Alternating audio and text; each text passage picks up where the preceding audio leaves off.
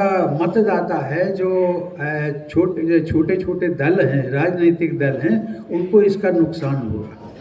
जो केंद्र में सरकार है उसका फ़ायदा होगा और राज्यों में जो अलग अलग सरकारें हैं जो क्षेत्रीय दलों से चुनी जाती हैं उनका नुकसान होगा। अब उसके बारे में कमेटी इस निष्कर्ष पर पहुंची थी कि भाई ऐसा नहीं है। ऐसा इसलिए नहीं है, आप कहीं का भी उदाहरण दे लीजिए। एक दिल्ली का उदाहरण लीजिए।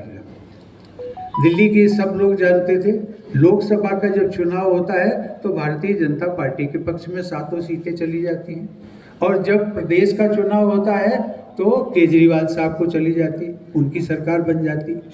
इसी तरीके से आप उड़ीसा का ले लीजिए, जब वहाँ दोनों साथ साथ चुनाव होते हैं, लोकसभा और विधानसभा के, तो विधानसभा में नवीन बाबू मुख्यमंत्री बन जाते हैं और वहाँ की जो लोकसभा की सीटें हैं वो उस पर भारतीय जनता पार्टी को नरेंद्र मोदी के पक्ष में चली जाती। अब इसका ये अभिप्राय मैं ये कहना चाहता हूँ कि मतदाता की जो समझ है उसको कम आंकना नहीं चाहिए।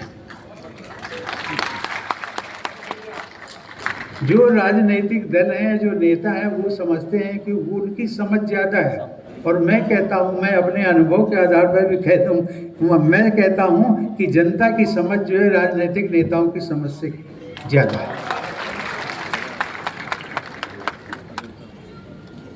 वो कभी कभी कहते हैं कि ये सब एंटी फेडरलिज्म है। कैसे एंटी फेडरलिज्म? संघवाद के खिलाफ है। अब संघवाद के